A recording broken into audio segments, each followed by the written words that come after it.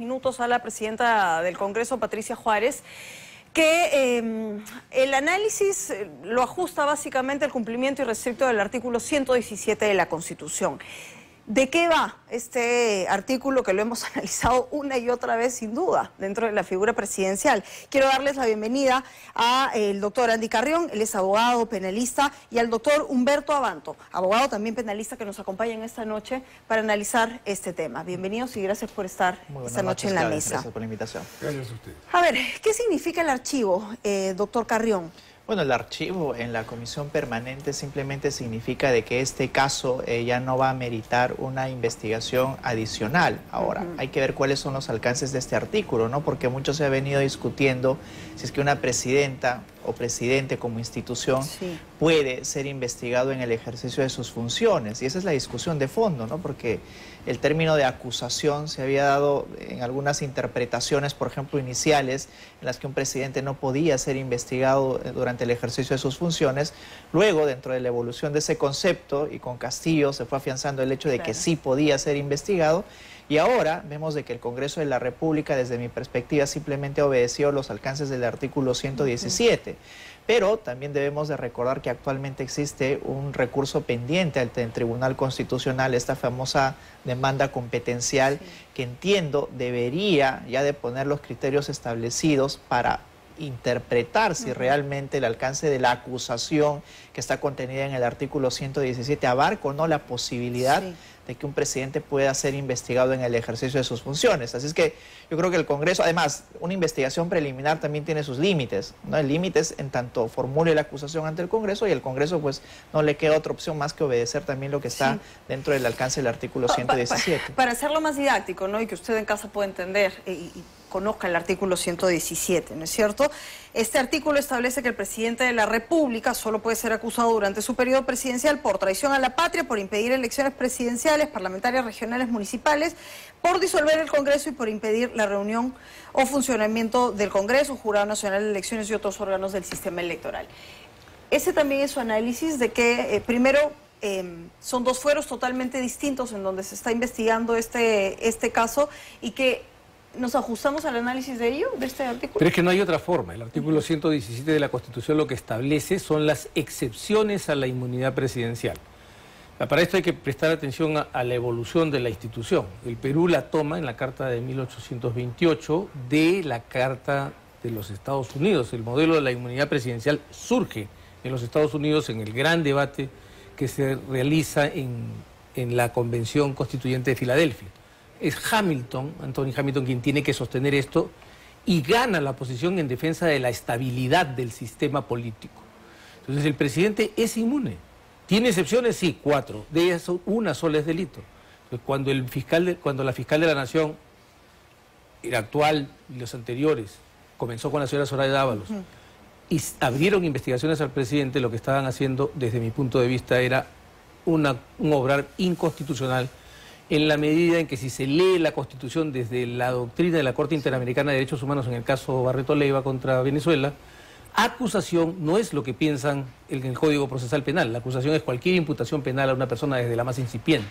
Entonces, creo que el Congreso ha obrado de acuerdo al artículo 117. La fiscal de la Nación se ha pronunciado, de hecho hace unos minutos. Tenemos el byte de sus declaraciones.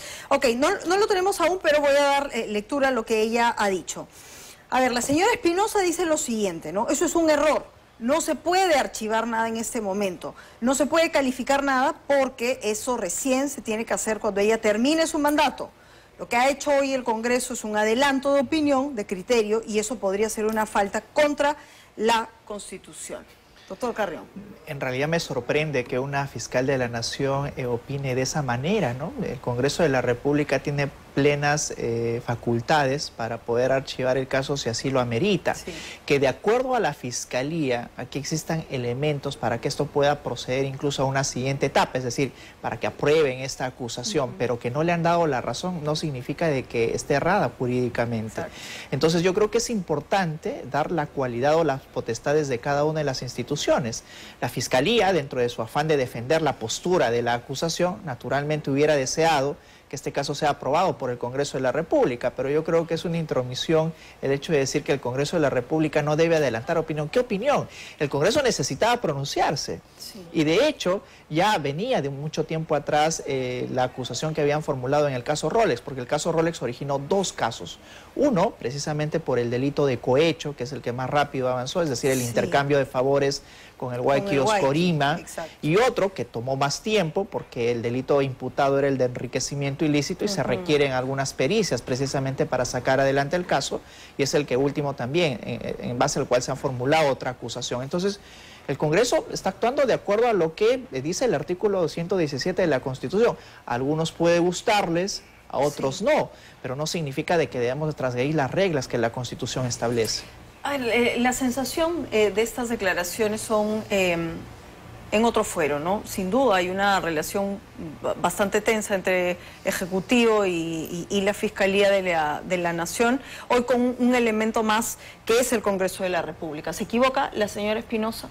De medio a medio, además, al margen de lo que se piense, y haciendo la revelación de que, el recuerdo de que yo soy abogado defensor de Wilfredo Oscorima, este era un caso peculiar, porque solo mostró desde mi punto de vista la profunda ignorancia del sistema presupuestal por parte del anterior fiscal de la Nación y de esta.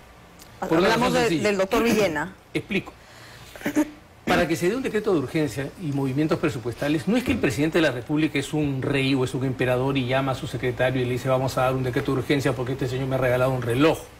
Hay un procedimiento en el Sistema Nacional de Presupuesto Público que pasa por el director de Crédito Público, el director de Presupuesto Público, el viceministro de Hacienda, el ministro de Economía y Finanzas, el Consejo de Ministros que aprueba el decreto de urgencia. Era absolutamente absurdo que el señor Villena primero, la señora después, hiciera una investigación que involucraba exclusivamente a la señora Boluarte y al señor Oscorima. Esto solo mostraba su profunda ignorancia sobre el manejo presupuestal en el Perú y su profundo desconocimiento de la Constitución. Entonces, cuando ella invoca la Constitución, está invocando algo que no conoce. Salgamos un poco de este archivo. Ambos coinciden en que se ha cumplido, ¿no es cierto?, lo de la Constitución y el Congreso tenía facultades para hacerlo. Quiero ir un poco al análisis ya de fondo de lo que va a ser o de lo que viene representando la investigación. ¿Es el único elemento el manejo presupuestal para determinar que no se cumplen los presupuestos en este caso, doctor Carrión?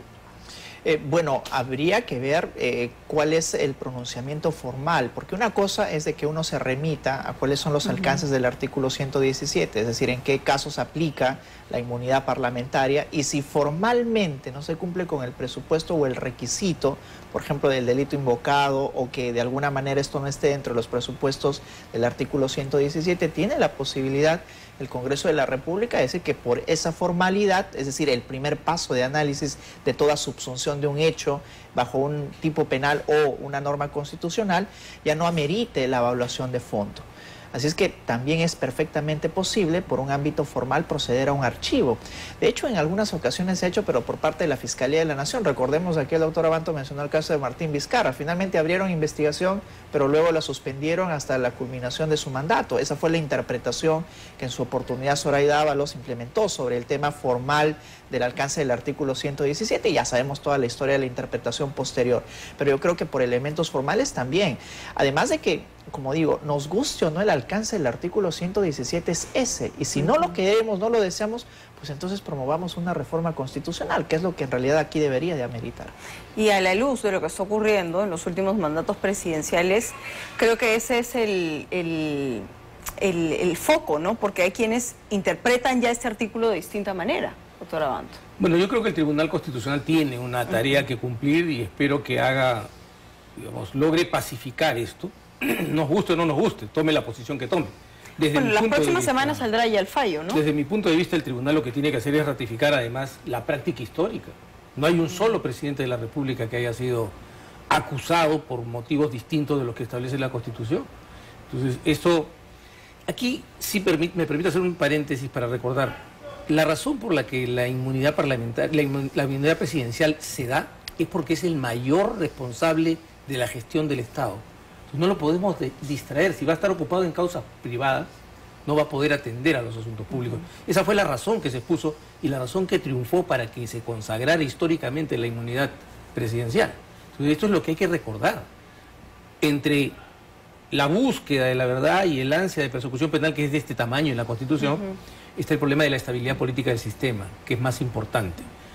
No quiere decir que el presidente no pueda ser encartado después, no quiere decir inclusive que podamos hacer una reforma, y que se esté impedido hacer una reforma para poner un juicio de residencia y un arraigo del presidente cuando termine su mandato, pero el hecho es que tiene que haber una protección al presidente para que no cualquier loco lo ponga detrás de un fiscal. Ahora, ha sido una semana de mucho respecto de las denuncias constitucionales. De hecho, el doctor Portugal hace unos días daba una conferencia de prensa calificando la conducta de la Fiscalía de la Nación como desafiante y además anunciando una denuncia contra la señora Espinosa. ¿Ese es el camino, creen ustedes? Mira, y solo quisiera complementar un poco la idea para pasar a responder esta pregunta, y es el hecho de que cuando se realizó una interpretación favorecedora a la investigación en contra de un presidente en el ejercicio de sus funciones, lo que sucedió es que se le otorgó muchísimo poder a una Fiscalía de la Nación como institución que podía investigar por cualquier delito a un presidente en el ejercicio de sus funciones. El problema es de que ese poder que luego obtuvo la Fiscalía no la supo racionalizar. Y se excedió en ello, tal es así que por cada investigación o por cada noticia criminis habría una carpeta tras otra. Nadie protestó, nadie dijo en la época de Pedro Castillo y vemos ahora las consecuencias. Entonces se tiene que manejar también con sensatez el poder que le otorga la Constitución. Ahora vemos de que la Fiscalía acaba ya de promover 5 denuncias constitucionales, una tras otra, y habría que ver si realmente todas tienen sentido o no. Ahora bien, en el tema estrictamente de lo que está sucediendo ya por parte de la presidencia, es decir, tenemos al abogado que dice, bueno, voy a denunciarlo, quejarla, ¿verdad? Y además dice que es caritativo cuando no va a denunciar a Cavani. Yo creo que eso ya tiene un ánimo revanchista.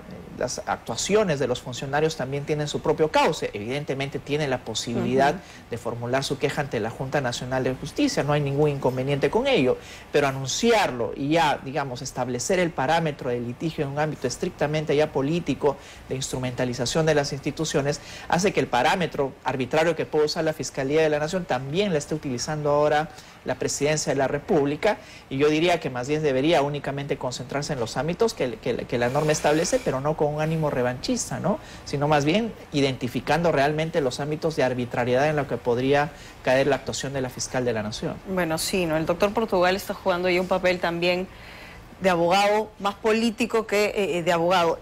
Me parece interesante el análisis del doctor Carrión respecto de lo que la Fiscalía hace abriendo o aceptando en todo caso estas denuncias constitucionales. ¿Usted tiene la misma sensación? Tengo la clara sensación de que hay una vocación desestabilizadora en materia política. Pero creo que a la Presidenta de la República y a su defensa les corresponde entender el sentido del equilibrio y de la prudencia. No tengo ninguna duda de que la señora podría tener todos los derechos que considere convenientes para interponer una queja, pero no es cualquier persona. Es el primer mandatario, es el jefe del Estado, el jefe de gobierno, y por lo tanto tiene que darse cuenta de que esta no es la manera de ir elevando los decibeles de una discusión innecesariamente. Aquí es el momento de, vamos a esperar el fallo del Tribunal Constitucional, que va, espero, a moderar esto, a poner las cosas en orden y a decir, oye, al presidente no lo vamos a estar sometiendo a diligencias preliminares de investigación con el capricho de un fiscal, y ya haciéndolo cruzar desde el Palacio de Gobierno hasta la cuadra 5 de la avenida Bancay, cada vez que le dé la gana al fiscal de la Nación. Eso no está bien. Entonces, estoy seguro que el tribunal ponderará esto y dará un fallo que, supongo, pacificará al menos de manera formal la discusión en el país.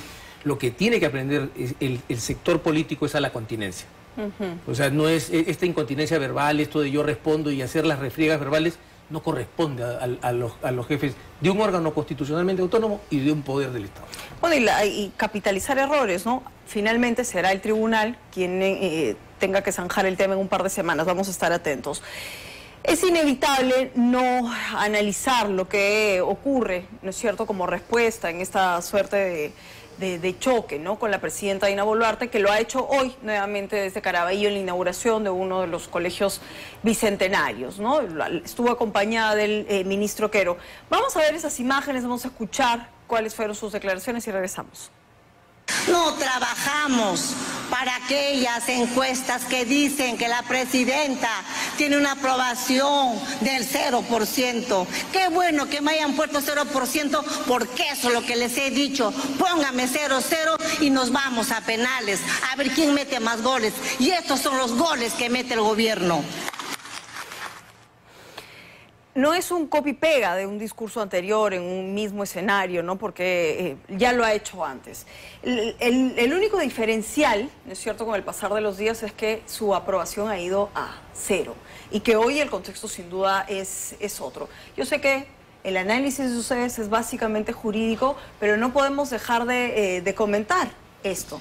Bueno, y este 0% tiene que ver con cuestiones también jurídicas, ¿no? El tema de la legitimidad del ejercicio del poder.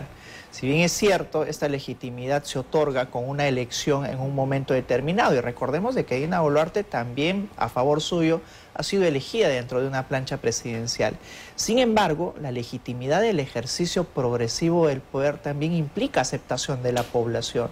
Y ese es el gran inconveniente, porque las medidas que pueda ir tomando el Ejecutivo no van a ser aceptadas por la población. Y ese es el gran problema: el orden de mando, la estructura, la jerarquía propia del funcionamiento del Estado, el tomar en serio, por ejemplo, las medidas económicas, políticas, etcétera, que pueda ir tomando. Y ese es el principal inconveniente. Yo creo que ese 0% sí tiene mucho de jurídico, relacionado sobre todo al ejercicio legítimo del poder. Y hay quienes han analizado esta legitimidad desde la asunción, cuando, bueno, Pedro Castillo sale del poder y ella asume. No, pero a ver, son los mismos que no dijeron nada porque el señor Vizcarra dijo: si se va Pedro Pablo Kuczynski yo también me voy. Y los que hoy día dicen que la señora Boluarte es ilegítima son los que defendían la legitimidad del señor Vizcarra. Entonces, hay que empezar a dejar de lado el capricho en el análisis político para fijarnos en los temas importantes. Para empezar, el Perú no tiene una democracia demoscópica, eso no es lo que dice su Constitución. O sea, la legitimidad no depende de las encuestas, porque además ni siquiera sabemos cómo las hacen. La legitimidad depende de que no rompa los cánones constitucionales. Y eso es lo que cuenta. La señora Boluarte no va a ser popular, y la señora Boluarte debería entenderlo antes que los demás. Y no va a ser popular porque ella fue por una lista presidencial por la que votó una mitad del país y contra la que votó otra mitad del país. Ella se queda y el grupo que votó por ella la considera una traidora. Y el grupo que no votó por ella la considera una desconocida, una amenaza, como entendemos todos los seres humanos cuando vemos un desconocido. Entonces, no va a ser popular. Lo que tendría que hacer la señora es aprovechar la legitimidad constitucional que tiene, no esa legitimidad demoscópica de la que se habla, para introducir reformas, por lo menos para sentar las bases de una reforma en el Perú. Porque según su análisis, las encuestas no son un termómetro para la democracia. No. Ok, ¿cuál es el análisis de legitimidad? ¿O basada en qué la presidenta Boluarte tiene legitimidad? Ha violado la autonomía y la independencia del Poder Legislativo, del Ministerio Público, del Poder Judicial, ha entorpecido la acción de la Contraloría General de la República, ha violado algún canon constitucional relevante.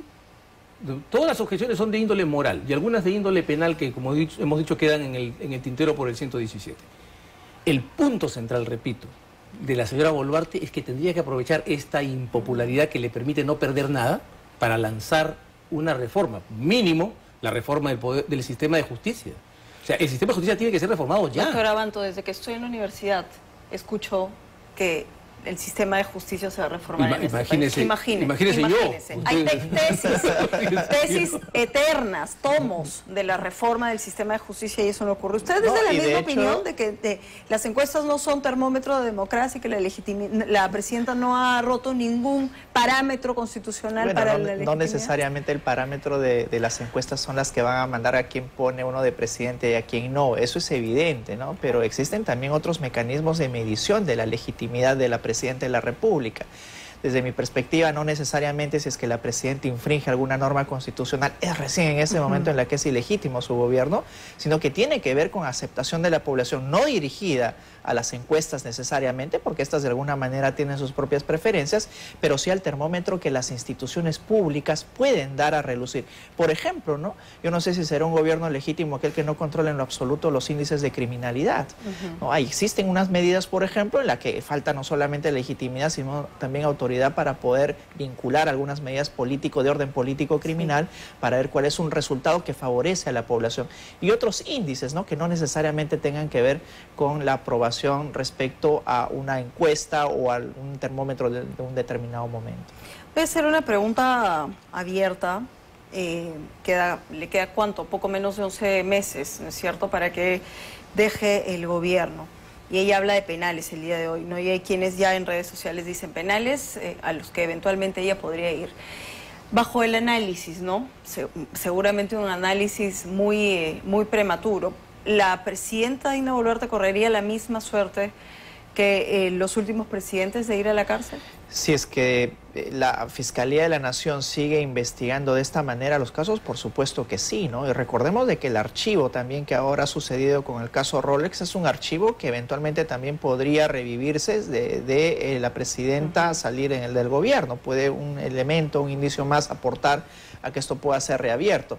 La Fiscalía yo creo que tiene que someterse a procedimientos de racionalización en la persecución.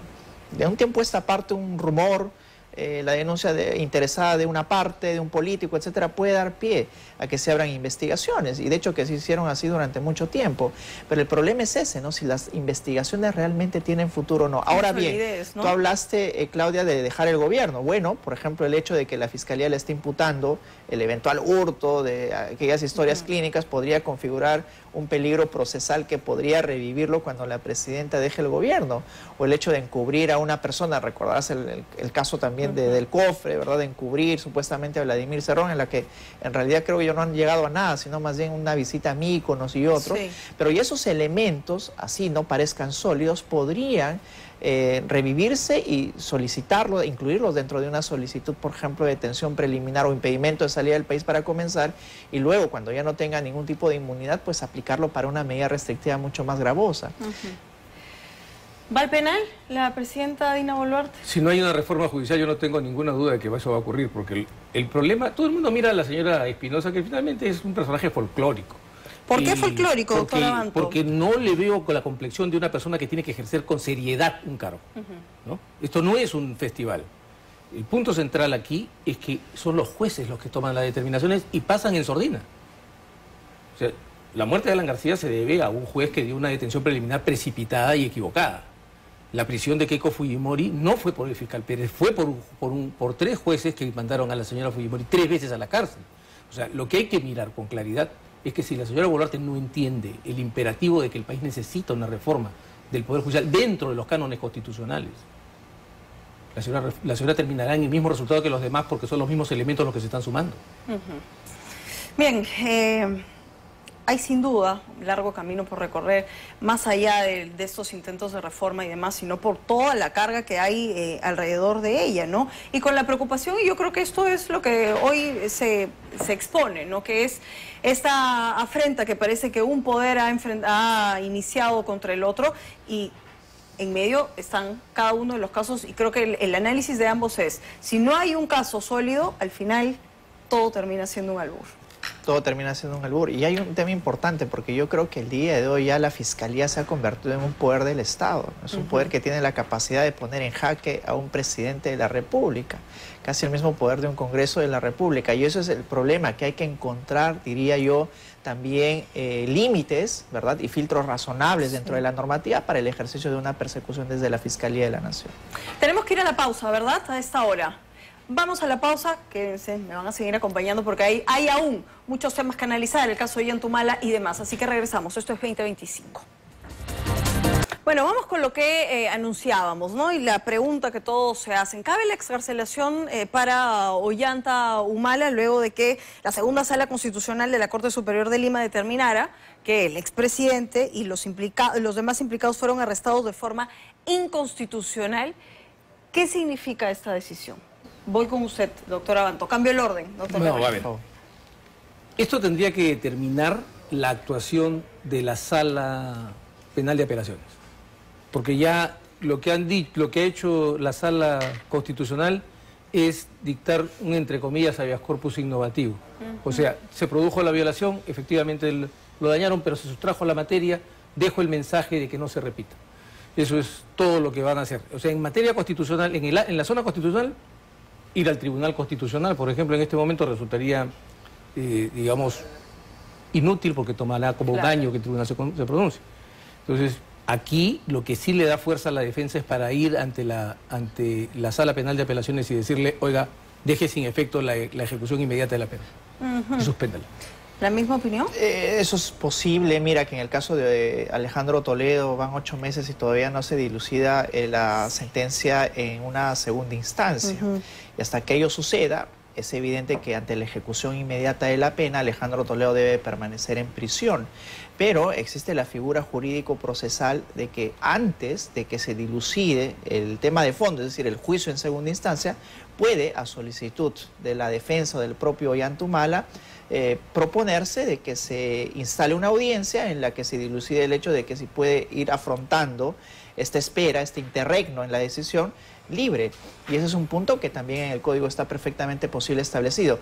Pero ya, como lo dijo el doctor Abanto, pues ha perdido competencia el Tribunal de Primera Instancia y ya no puede pronunciarse en lo absoluto sobre ello. Sí, solo quiero que quede claro un poco lo que procedimentalmente ha ocurrido acá, ¿no? Para que no haya confusión a quienes se están preguntando qué fue lo que pasó y qué tan importante es esta sala para determinar esto, si es vinculante o no. Se presenta un habeas corpus, ¿no es cierto? Lo presenta, me parece... Ilian Heredia. Sí.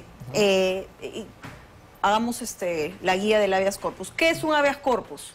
Bueno, es una garantía constitucional que ante la infracción de un derecho fundamental como la libertad, se recurre ante el juez constitucional para que preserve esa libertad. Puede ser innovativa y hay muchas clases de habeas corpus. Y lo que busca la justicia constitucional es precisamente preservar esos derechos fundamentales vinculados a la libertad. En este caso lo presentó la defensa de Ilian Heredia, precisamente cuestionando que en un adelanto de fallo una persona sea encarcelada sin conocer los motivos por los cuales fue encarcelado y que sin ser notificado, y restringiéndole además su derecho a apelar esta decisión, porque tuvieron ellos que esperar a que se notifique o que se lea en su integridad esta resolución de cara a habilitar recién en ese momento su derecho a recurrir a esta resolución. Y es por eso que la justicia constitucional se activó y señaló, digamos, nominativamente, como un saludo a la bandera, pero dejó el mensaje de que al menos no se debe de ordenar una prisión efectiva solo con un adelanto de fallo. ¿Cómo beneficiaría esto a otros casos, más allá de del caso Humala? Deja la elección de que los juzgados colegiados de la Corte Nacional y de todas las cortes no pueden ejecutar la privación de la libertad sin que hayan leído completa la sentencia y notificado al imputado. Es decir, que con el simple adelanto de fallo no pueden aprehender a nadie. Eso es la única lección que nos deja. Pero además deja el sinsabor de unos magistrados que recuerdan por qué se creó el Tribunal Constitucional. En el debate de la Asamblea Constituyente del 78, fue Javier Vallerriestra quien sostuvo esto y lo acompañó Ramírez del Villar, en el sentido de que los jueces ordinarios nunca se han sentido atados a la Constitución. Y en ese desamor a la Constitución necesitábamos un órgano que reivindicara la Constitución, y para eso se creó el Tribunal Constitucional. Lo que nos ha dejado con tristeza a este colegiado, el mensaje es que ni Vallerriestra ni Ramírez del Villar estaban equivocados, que estuvieron en lo cierto y que eso lamentablemente 50 años después sigue siendo cierto. Ok, las conclusiones son, no hay eventualmente una excarcelación, sin duda esto va a servir mucho más para el análisis respecto de esto, de esta garantía y demás, y de lo que se da dentro de esta decisión, ¿no es cierto? Saltemos ya a otro caso. La verdad que hay tanto en lo político judicial, tenemos que hablar de Susana Villarán también esta noche. Se propone, la Fiscalía propone el adelanto del juicio de Susana Villarán, que estaba programado para septiembre, ¿verdad? Y eso va a ser más adelante.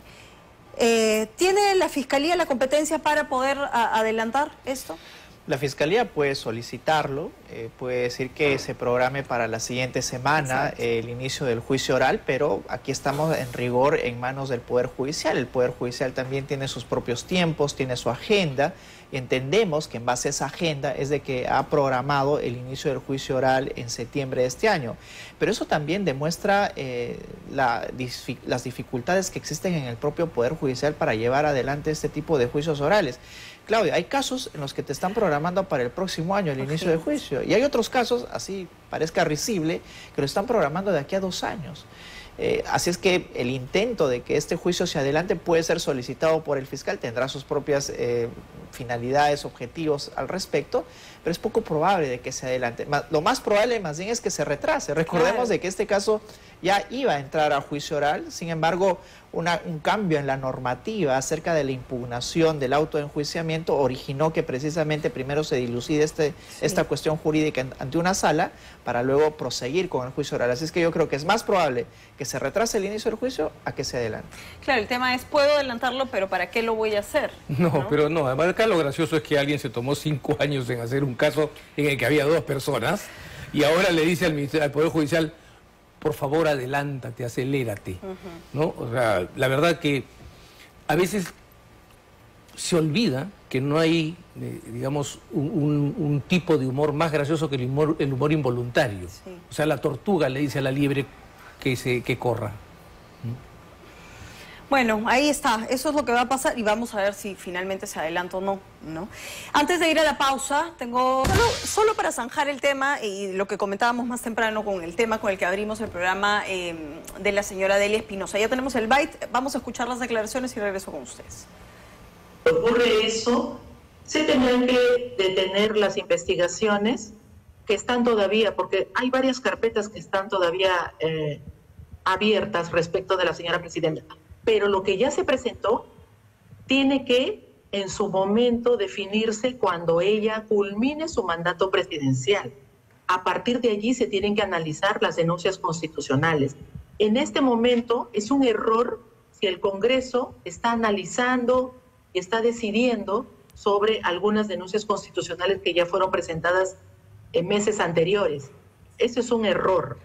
No se puede archivar nada en este momento, no se puede calificar nada, porque eso recién se tiene que hacer cuando la señora presidenta culmine su mandato. Pero hoy día, es el próximo año. Pero hoy día se archivó, por ejemplo, el caso Rolex, la denuncia constitucional del caso Rolex. Ese es un error, porque se está adelantando algo que no corresponde según el procedimiento constitucional. La señora presidenta todavía está en funciones y no puede ser acusada, pero tampoco se puede archivar, ¿comprende? No se puede archivar tampoco. Es decir, ese trámite para definir si se le acusa o no, tiene que ser una vez que culmine su mandato, no en este momento. Ha habido un adelanto allí de opinión, de criterio, que es un error, y eso podría incluso ser hasta una falta contra la Constitución. Así. Bien, a ver, ¿a qué procedimiento constitucional se refiere, doctor? Yo también me pregunto lo mismo, ¿no? Porque ella muy a menudo dice que no han seguido el procedimiento constitucional, pero si la Constitución precisamente señala que la comisión es la que tiene que evaluar, la comisión permanente del Congreso. Y otra cuestión, ¿por qué si la fiscal de la Nación es de la opinión de que en rigor ella debería de ser acusada al finalizar su mandato, por qué ahora manda una serie de acusaciones al Congreso de la República? Yo creo que esa misma lógica debería de aplicarse a la Fiscalía de la Nación. Indaga preliminarmente y luego recién vas a poder acusar cuando culmine su mandato. Ella misma lo está señalando. Y me intriga mucho a qué procedimiento constitucional se refiere, porque el Congreso de la República tiene la facultad de archivar los casos. ¿Qué hay ahí, doctora Abanto? ¿Desconocimiento? Una niña que ya no juega con su amigo imaginario, sino con su procedimiento imaginario. Entonces dice, hay un procedimiento, ¿cuál es el procedimiento? El que yo me imagino. Y el que yo me imagino dice que esto es un error, y el que yo me imagino dice que ellos no pueden pronunciarse. ¿Dónde está la prohibición constitucional a la comisión permanente para pronunciarse? Lo que había era una prohibición para que ella investigase al presidente de la República. Y es ella la que no ha obedecido la prohibición constitucional. Y lo que está haciendo el Congreso es simplemente poner las cosas en su lugar. Claro, ella va a decir lo que quiera, pero al final, creo que aquí el doctor Carrión, yo, Claudio, usted y todos los que estamos participando en este programa, tenemos que decir que será zanjado con el fallo del Tribunal Constitucional. Entonces sabremos a ciencia cierta. Yo creo que es vital porque el Tribunal Constitucional va a tener que poner los parámetros de interpretaciones muy disímiles que han tenido cada uno de los fiscales de la Nación, incluyendo a la fiscal Delia Espinosa. A ver qué zanja, ¿verdad?, del Tribunal Constitucional. Vamos a estar bastante atentos. Les quiero agradecer por habernos acompañado esta noche. Gracias a ti, Claudia. Gracias a ambos. Sin duda vamos a tener muchísimo más que analizar en los próximos días. Me voy a la pausa, pero...